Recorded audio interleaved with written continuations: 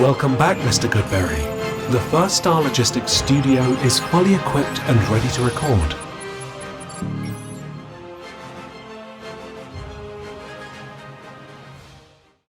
Welcome back to Bengals On The Brain, presented by First Star Logistics. I'm your host, Joe Goodberry. This is episode 277 between our partnership. And if you watched the last episode, this is the last episode of Bengals On The Brain, presented by First Star Logistics. And I wanted to leave it with a season preview and talk about all the things that you guys have asked me to talk about. And I thought I'd have more episodes. I'll have content. Of course, you can follow me at Joe Goodberry. You can look up Bengals On The Brain on YouTube. I often comment below here. You can go to that. That's where a lot of my work will be. You can catch me on the Locked On Bengals podcast. So you're going to hear a lot of it, but I wanted to end this 3-year run with First Star with what my expectations are and talk through some of the things that the Bengals are going to be facing in 2026 and why I believe this is going to be a very fun year for us as Bengals fans. I don't get excited every year, right? If you have followed me for a long time, I'm excited about football. I like player evaluation. I am excited about sports, passionate about all of the things that make sport fun, right? And athletic fun, athleticism, sports fun. And because of that, I may get excited, and I may get excited about players and specific situations and little things in the game, even if they don't come away with the win, right? There's plenty of episodes where we come in here and I'm like, yeah, they lost again, or Burrow got hurt, or whatever happened, right? But look at this guy. Look at how much he's getting better. Look at the improvement. So there are always signs to look for that help me in my predictions and projections for what I think this team is going to look like. Sometimes I get seen as negative because I'll look at it and say the offensive line is not good enough. The defense isn't good enough. The pass rush stinks. These linebackers aren't good enough. And my opinion is just based on the film, sometimes the data, right? Talking to other people, even sometimes.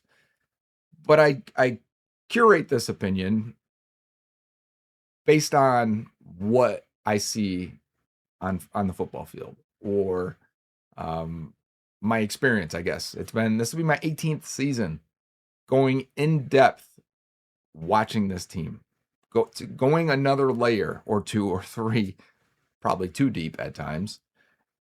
And so when I'm negative, it's based in this organization and the team not really satisfying what I believe. And again, I'm honest about that. I'm wrong a lot, but not satisfying what I believe creates a championship caliber roster and environment. That's part of it too, right? We've seen great Marvin Lewis teams that probably didn't have the best environment, and they crumbled in big games and big moments, right? We've seen talented rosters not be able to get there because they've had major issues on their roster or in the locker room. We find out later, usually. That hasn't been the case in the Zach Taylor era in terms of the locker room. It's mostly been pretty good. Now it seems like they're looking for leaders.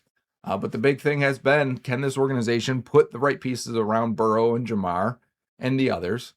And can they not allow their weaknesses to absolutely crush the strengths of the team? It was the offensive line early in Burrow's career. Can they build up the offensive line? Can they draft the offensive line? Can they do enough to not let it crumble the team in major situations? And man, they got close, but it did ultimately kill their opportunities. In 2021 in the Super Bowl, the season ends with a sack, or I guess he got rid of the ball. Was that ever actually declared a sack by Aaron Donald? I don't remember. But 2022 ends with a Chris Jones sack. Very often, you can even say 2023, you're letting Burrow get hit, and that's how he hurts his wrist. So could they stop that? They couldn't. And it was a major hit to our psyche, to maybe our excitement for what this organization was putting forward. And then between 2023, 24, and 25, it was, can they build a good enough defense? Can they draft well enough? They invested so many draft picks in these guys. First, second, third round picks on the defensive side. The plan was solid. We're going to pay Joe Burrow, Jamar Chase, T. Higgins. We're going to have to draft on the defensive side. It's going to have to be a cheaper unit. Like, I'm okay with the idea there, but you better hit. You better make those picks correct. And I think they didn't do it, clearly, right? The defense was poor. Some of that was maybe a misalignment between personnel, who you're drafting, and maybe what the coaches were doing with them or expecting that these players could do. And ultimately, Lou was on the chopping block for that. For as much as Lou Anarumo was really good in the playoffs, we had some issues in the regular season under Lou, and he couldn't develop these young guys. So now we're heading into 2026. And why I'm excited. I may have, that intro may have been too long there, but I am excited for 2026. Feeling very similar to 2021 and wanting to watch this team, really anxious to watch this team in a positive way, where I want to see, in 2021, I wanted to see Burrow come back. I felt like 2020 didn't really show what I saw at LSU. And then getting Jamar Chase, I was like, this dude could be one of the best receivers in the league. Like, I loved that opportunity to see that. Plus, I thought the roster was severely underrated by the national media and maybe even some locally. I was talking about Super Bowl in 2021 because second year window with a quarterback, but the roster was good enough. And now when I get to 2026, and I said in previous years, Burrow's healthy, he could carry this team far. But 2026 now, I believe we should be talking about the Super Bowl. I'd be trying to go to as many games as I can to see this team. I would be really excited. And then I have to plan that stuff now. I'd like to go see some games this year and meet all of you in Cincinnati and share this excitement. Week 1 looks like it'd be all-time bubbling of atmosphere. But 2026 now, I think they have done enough. When I say think, it's because, like, if they went and signed a Bobby Wagner or a veteran linebacker in the next 2 weeks, if they extended DJ Turner, there would be a lot. Like, you could put a cherry on this thing, right? And then for offseason, you could really, really sell me. And it doesn't have to be that. It would be nice. Why not put the cherry on top? You like whipped cream on your coffee? Sure, fine. Throw it on there. It's like, that's how I feel about linebacker right now. But overall, the team is fine in the places where, if you were to say, what is the major issue? So major issues before O-line and the entirety of the defense, largely pass rush, in my opinion, in previous years, and tackling. It's hard to be a good defense if you're a bad tackling team.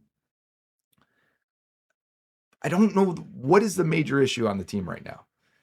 If you're online chronically, like I am at times, reading these comments and discussing with people and talking to fans and analysts and writers, they still bring up the offensive line. I don't think that's fair. I think the Bengals purposely brought back all 5 starters because they feel really good about them. They extended the left tackle that, I think if people were to say who's like the worst, or who do you expect to get beaten, and when you see Burrow gets hit with a sack, right? And you're like, okay, here comes the replay. Would you be like, oh yeah, of course, it was Orlando Brown. I think people feel that way right now. I don't think that's 100% accurate. I think I would still say Dylan Fairchild is the weakest link on the offensive line, but the upside there is huge. Maybe not as big as Marius Mims. Like, Mims' upside is he can now make the next 5 all-pro lists, in my opinion. I think that's the upside for him and the trajectories he's hit. I think people are vastly underrating, not in Cincinnati, outside, vastly underrating what Marius Mims could look like in year 3. Like, he could be the best right tackle in football this year if he does what he needs to do to be that. But Brown is fine at left tackle, and we've seen him play well. Like, if he gives you an average year this year, you're good at left tackle. We've had worse at left tackle. Left guard, if Dylan Fairchild takes a step forward or 2, which isn't crazy to take multiple steps forward in year 2 at guard, we know guards don't tend to perform really well, and he did. At center, Ted Karras has been one of the best pass protecting linemen in the league. That's what we need him for. And his veteran leadership, calling out blitzes, all the experience that comes with it, he's good for that. At right guard, Dalton Risner is criminally underrated by everyone in the NFL and continues to be. He was great for the Bengals. And now they don't have that question, and they're going to start him right away. Health will be the biggest thing. Can you keep that 5 healthy? Because depth is an issue. I don't know who the backup swing tackle is. I think they'd have enough guys to throw in at guard to get through 3, 4, 5 games between Jalen Rivers, Brian Parker, center Connor Lew coming up. Like, I think they could get through that. Could Cody Ford get you through 2 games at tackle? Maybe. But you're going to be, it'd be 2021, 22 Burrow, where you're hoping he can make that guy miss, which brings me to my next point. If we're saying the biggest issues on this team, defense, right? Can the defense do what it did in 21 and 22? Where it made plays. Was it great in 21? It was not a great defense. Was it good in 22? It was. Well, what they were together, those 2 years, if you go back and look, and I've got a thread on this on Twitter, they made plays. There were times, I'm thinking like the Patriots game. You know which one I'm talking about? Where the Patriots are driving. And I think Jacoby Brissett's the quarterback. Mac Jones was hurt or something. But they're driving down at the end of the game. And Von Bell, DJ Reader ripped the ball out, right? They're at like 5-yard line going in. The Patriots couldn't make this a game. And they ripped the ball out and recover, and the Bengals pretty much win the game from there. There are so many of these moments in 21 and 22 where they did not break. And you have to have that toughness again. And not just physical toughness. It was a very physical team. That was very physical on both sides of the line, despite not being great on the offensive side. They could run the ball, right, if they had to. They'd get under center and they could run it down your throat if they had to. But on defense, very physical team. Taking on the persona of DJ Reader. Can they be that again with the additions? The defensive tackle room is pretty good right now. Dexter Lawrence, Jonathan Allen, BJ Hill, TJ Slayton, and then all the guys you've drafted recently. If one of them takes a step in their development, that's a very good defensive tackle room that you could rotate heavily and keep them fresh. But the biggest thing on defense is not just making those plays. Because that's a big, you can have mistakes. We had Eli Apple out there. He wasn't perfect. If you remember, Von Bell got moved by a no-look pass on a big play driving down against the Rams, right? He wasn't perfect in coverage. Nobody's perfect. Jesse Bates at the time was having issues, but showed up in the playoffs. Can these guys show up in big moments? Chidobe Awuzie got hurt in 2022 on Halloween night. They plugged in a rookie. Cam Taylor-Britt played well. Can you get these guys to play well? Can you get Demetrius Knight, Barrett Carter to take a step forward? Can you find that answer at slot corner? Can DJ Turner become a playmaker? I think he's on the verge, right? If you had to list who is. Can Jordan Battle become a consistent player? And I think he's been a playmaker for them, or at least on the verge of it. Can Brian Cook be a playmaker for you? Who's going to make the plays? Dax Hill. Can he make the plays? I think he's a good player. Can he become a playmaker? It's a difference, right? That's a different standard. You can be solid. You can be good. You can be a pain in the butt on defense. Who's going to make the play? It was Trey. Sometimes Sam Hubbard, right? BJ Hill made a bunch of plays. Playoff Pratt. Logan Wilson. Von Bell, Jesse Bates. It seemed like you can go on. Chidobe Awuzie, interception in the Super Bowl. Who's going to make the play? I'm excited for that. I'm not saying the pass rush could be a lot better, because of the depth they've added.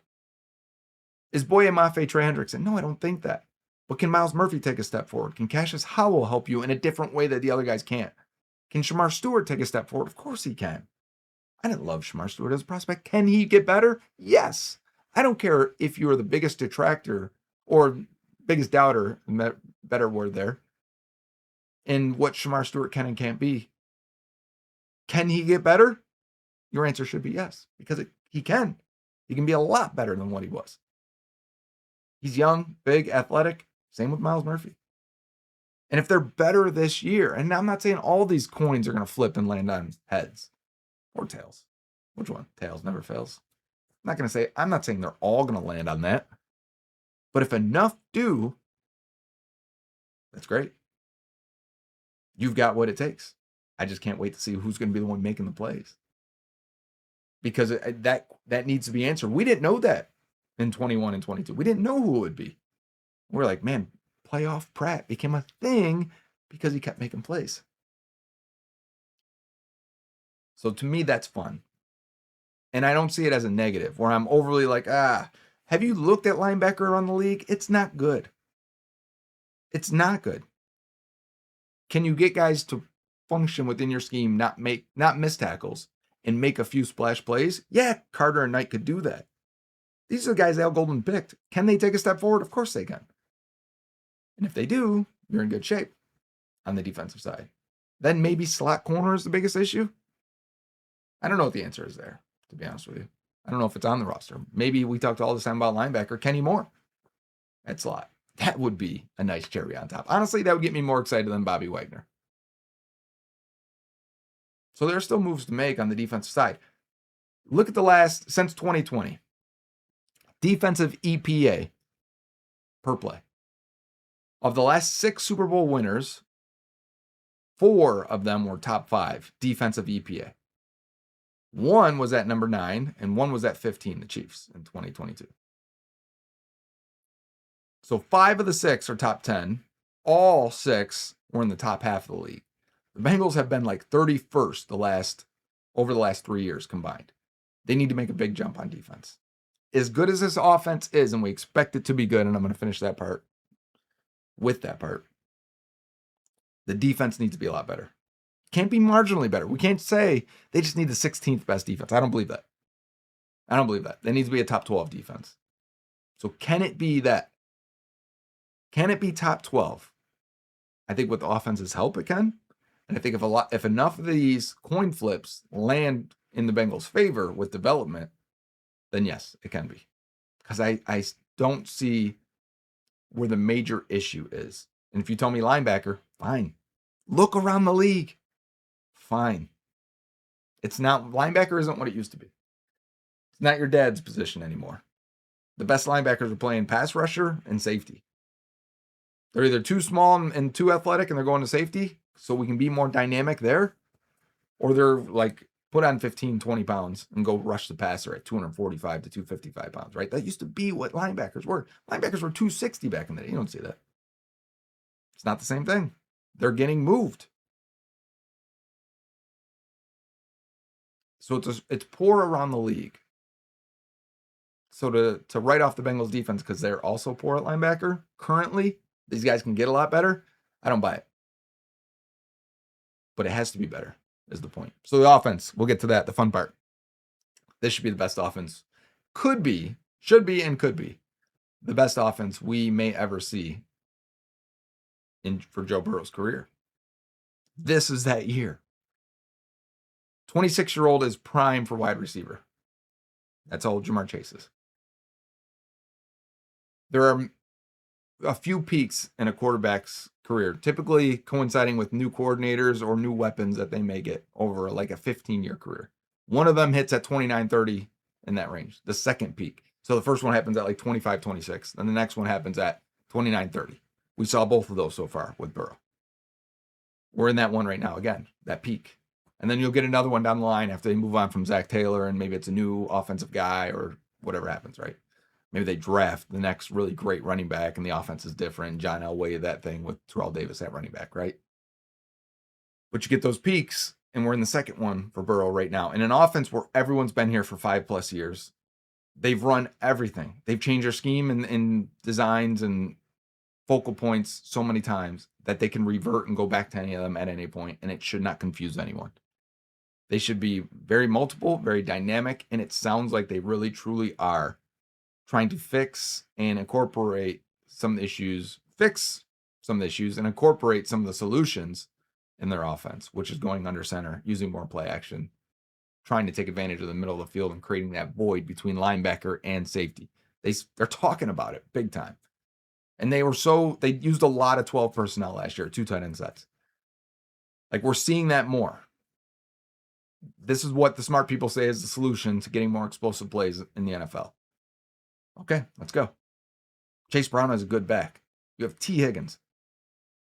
Mike Gesicki is one of the better receiving tight ends in the league. Eric All could really be a big boost.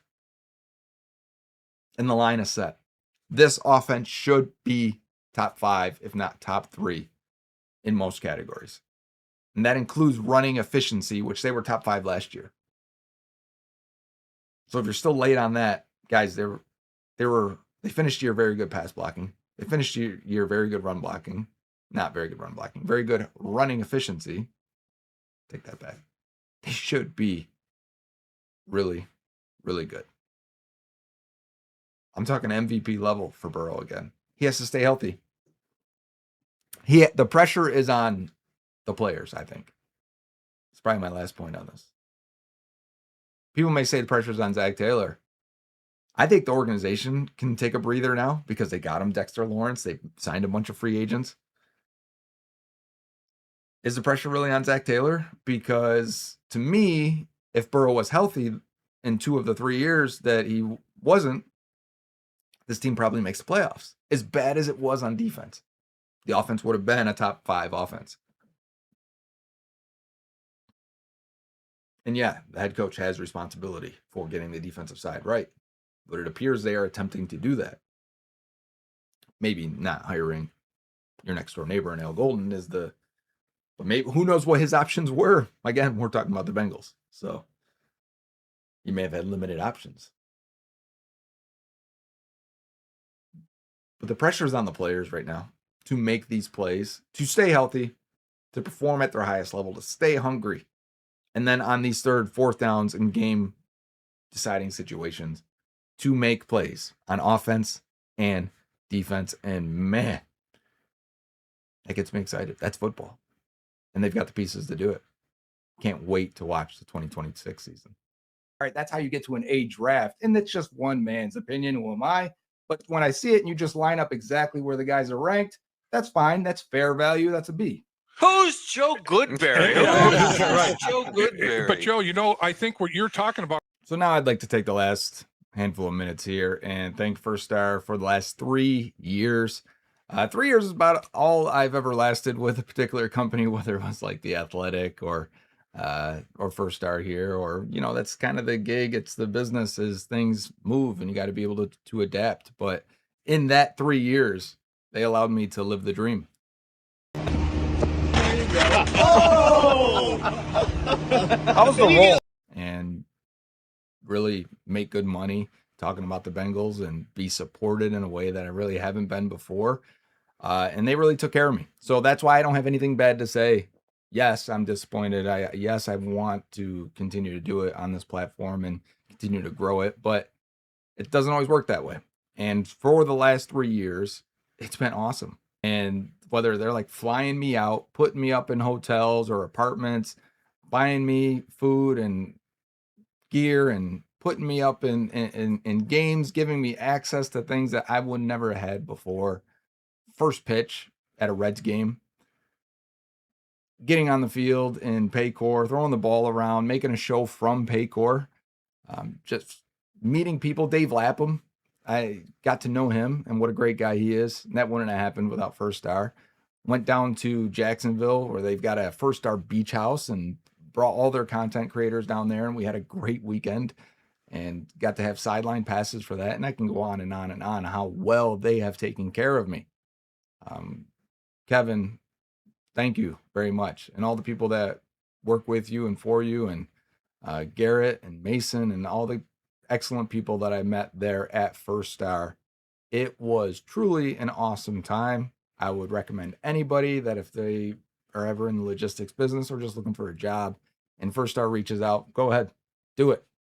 They take care of their people. It seems like they're having a great time there through the highs and lows of how work goes, but they take care of their people. So, that's the biggest thing you could want.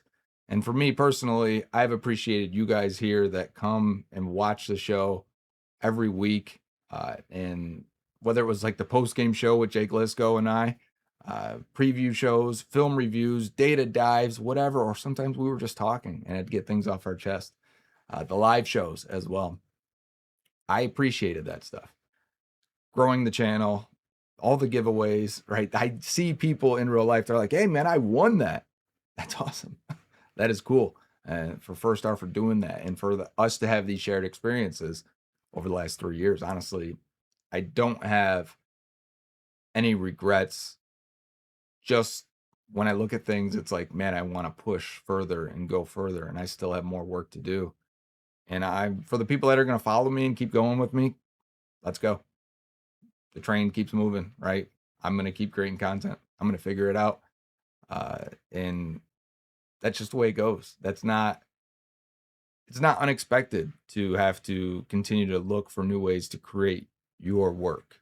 That's what a content creator does, right? It's always new. It's changed so much in 18 years. It's going to continue to change. I'm going to continue to change. The content I create is going to continue to change. It may be at a different location, but again, I've got nothing bad to say about First Star. I was taken care of very, very well here, and it's been a good time. And 3 years is about all I can expect. So that isn't, I wasn't blindsided by that. It wasn't like that, because I just want to speak honestly, because people are going to listen and watch. And I've already seen comments from last, like, oh, First Star made a mistake. Listen, First Star has to run a business. I was a bonus. They didn't have to do this. They didn't have to do the giveaways, the draft parties. Those were a blast. They didn't have to do any of that stuff. I always saw it as a bonus opportunity that somebody out there like Kevin appreciated what I did and wanted to take care of me and help me live the dream for 3 years. I've got nothing bad to say about that at all. So you'll catch me out there. Look for Bengals on the Brain. Look for my stuff on Twitter, of course. As always, you can subscribe there if you want to support me. Subscribe on Twitter. I know Twitter is what it is right now, but it's still direct money into my pocket that helps me pay the bills and helps me keep creating content. And if you like this stuff, well, then I like you, and I appreciate you for watching. I appreciate First Star for supporting me, giving me this platform for the last 3 years. Until next time, guys. Huda.